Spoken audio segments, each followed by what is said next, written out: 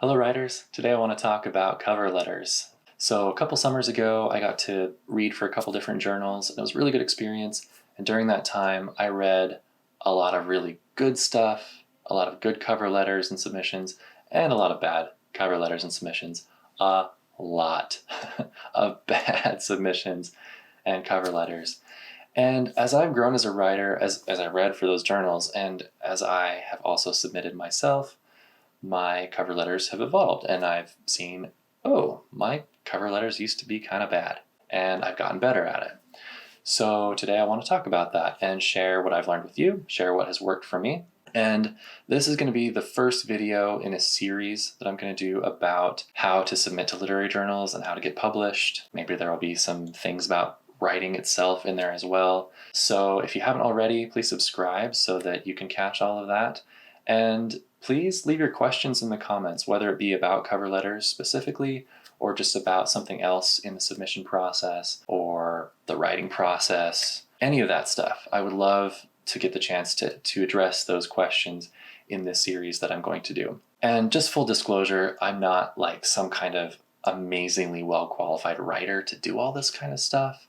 I'm definitely an emerging writer, but I have had some cool success that, while small, I'm still proud of, and I've seen what works for me, and so I'd like to share that with you. Hopefully it'll work for you too. But if you have more experience than I do, or if you disagree with anything I'm about to say, or if you have additional tips that you'd like to share, please put those in the comments as well. I would love to learn from you as well. Okay, so we're gonna go over some do's and don'ts. We'll start with the don'ts, and then we'll move into the do's and the things that you actually need to make sure are in your cover letter. And then we'll go over some nice kind of bonus tips that can be nice but aren't necessarily necessary. Okay, so first don't is don't summarize your piece in your cover letter. You don't need any summary whatsoever. That was a mistake I made early on. I've never submitted any book queries or book manuscripts, but I believe that's where the summary comes in. When you submit something that's really big, editors kind of need to know what they're getting themselves into before they open it up. But with short submissions to journals and magazines, you don't need any of that because your pieces are already short. And editors often don't look at the cover letters until after they've read your pieces anyway. And many editors read blind, so that your cover letters and your pieces are completely separate. Related to that, don't praise your work. Don't say, "This gripping piece of fiction is amazing and will captivate your audience." Don't do that. It sounds stupid to say, but everything I'm saying here is stuff that I'm saying because I have seen it or I have heard about it. So that's why I'm saying it. As a writer, you really want to make sure that you're setting a good first impression for editors, and one of the best ways you can do that is just to be humble. So you don't need to be someone you're not. If you're a brand new writer who has no publications, you don't need to try to talk up your writing. It's okay. Just submit your piece, let it speak for itself. You don't need to try to show editors how amazing it is. They are editors. They are skilled and trained and practiced at being able to spot good writing. So you don't need to praise your writing, you just need to submit good writing. Okay, so another one is don't lie. I know that sounds stupid, but again, I have heard that this is a problem where writers will write in their cover letter like, "Oh, I've been published in the Paris Review." No, you haven't. I've even heard writers that have claimed to have been published in the journal they're submitting to when they haven't. So don't do any of that stuff. Again, it's okay to just be humble. It's okay to accept the lack of publications that you may have. More than anything, you want to come across as professional and agreeable and polite and humble. And if you lie, it's probably going to backfire, honestly. Editors are smart people and they can spot BS. So no BS. That's one of the big tips for you. No BS. Okay, here's another one. Probably don't tell editors that your piece is a good fit for their journal. I would let them decide that. You can say, "Hey, I've read your journal and I enjoyed it and I think maybe you might enjoy this piece as well." But don't say, "This is the perfect piece that you've been waiting for." Like, just no, don't do that. Okay, one more. I've heard editors say that they get a lot of submissions where writers will say, hey, you published this one guy and my piece is just like his. But the thing is editors don't want more pieces just like his. They want a variety. Really, the only thing that editors are looking for is quality writing. Yeah, some journals might have a theme or a specific focus. They might be more experimental or more traditional, or they might focus on a certain demographic or whatever. But at the end of the day, what editors are really interested in is good work. And I think that it's always a bonus when that work is surprising to them. So instead of trying to submit what editors have already seen over and over again, try to submit something new. I guess that's more of a tip for submissions, isn't it? But I guess it works for cover letters, right? So if you're not supposed to summarize your work or praise your work or lie or whatever else, what are you supposed to do with your cover letter? Well, really, it's pretty simple. There's really not a lot to do. It's very, very simple. You should keep it very, very short. And really all your cover letter needs is your name, contact info, the genre and title of your piece, and a third-person bio. That's just in case they do decide to publish your piece. They'll want your bio to go along with it, to go in the contributor's notes. And some journals want you to disclose whether or not your piece is a simultaneous submission. And if you're not familiar with that term, basically that just means that you have simultaneously submitted your piece to multiple journals at the same time.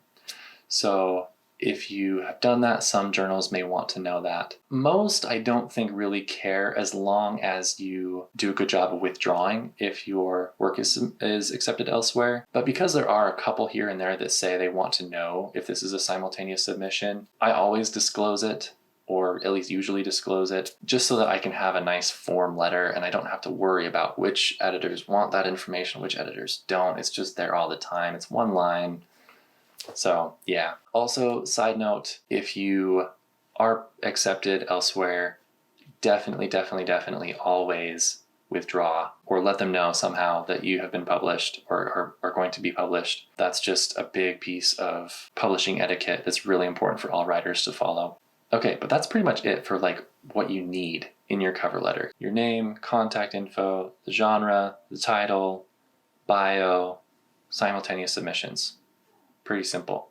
And there are different ways to arrange that information. You can play around with it and see what works for you, but really what you're going for is something that is polite, professional, and short. Like really, really short. You don't need paragraphs. You need a couple of lines, sign off. That's it. And I'll include a template or two that I use for myself in the description. Over time, my cover letters have evolved into these templates that I use. So if it helps to see an example, you can find that in the description. Okay, let's go over just a couple more do's. The first one is, whenever possible, address your cover letter to the genre editor. Try to avoid addressing it to the journal as a whole.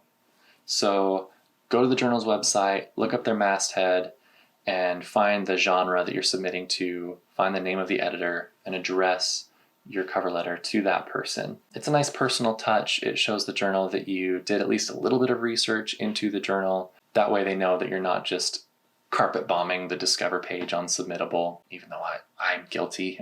I'm guilty of that. I think all writers are. But it's always nice to just add that little bit of personal touch. And yeah, there's really no way to persuade an editor to publish your piece other than to submit a really good piece.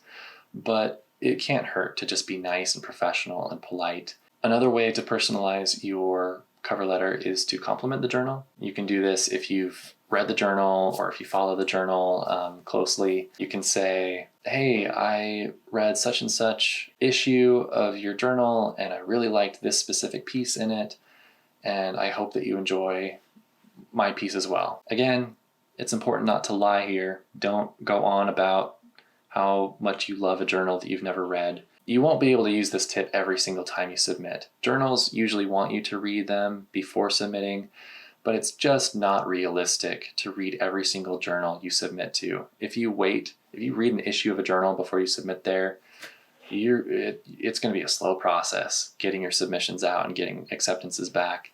So, but when you do, I mean, you should be reading some kind of literary journal, at least a couple of them here and there.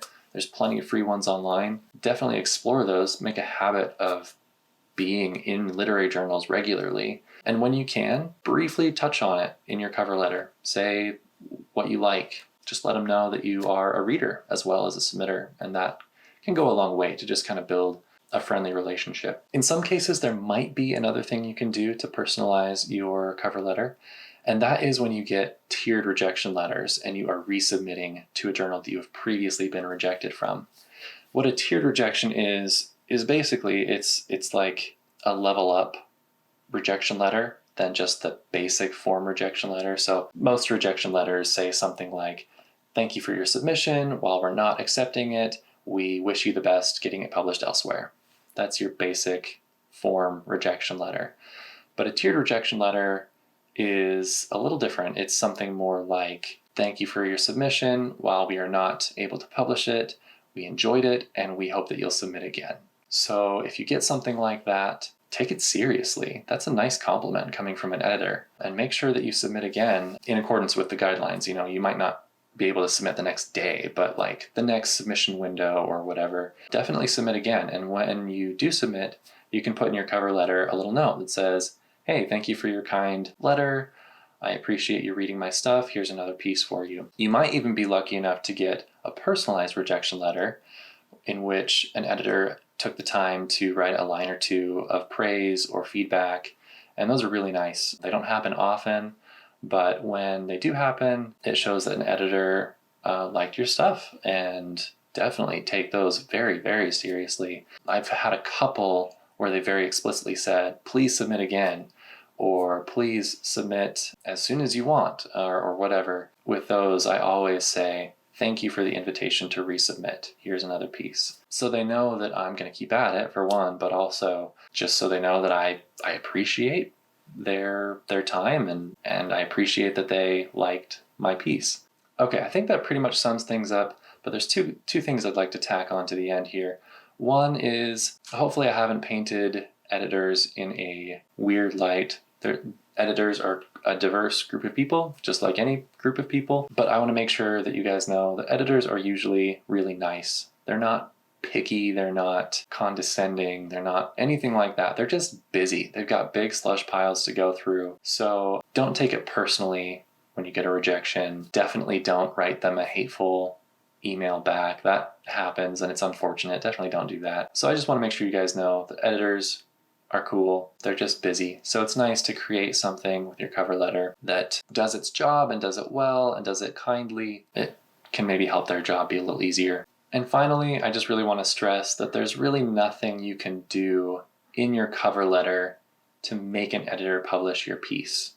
You really do have to let your piece speak for itself. But what you don't want is for your cover letter to be a reason that editors decide to pass on your submission. You don't want them to read a really great submission and then read a really lackluster or just tonally off cover letter and have that give them a bad taste in their mouths that makes them want to reject you. So the goal isn't to persuade them to publish your piece, but it's to at least be professional and kind enough that you don't give them reasons to pass on a piece. So I think that's about it. Again, please comment with your questions or your feedback or tips that you have found helpful for you.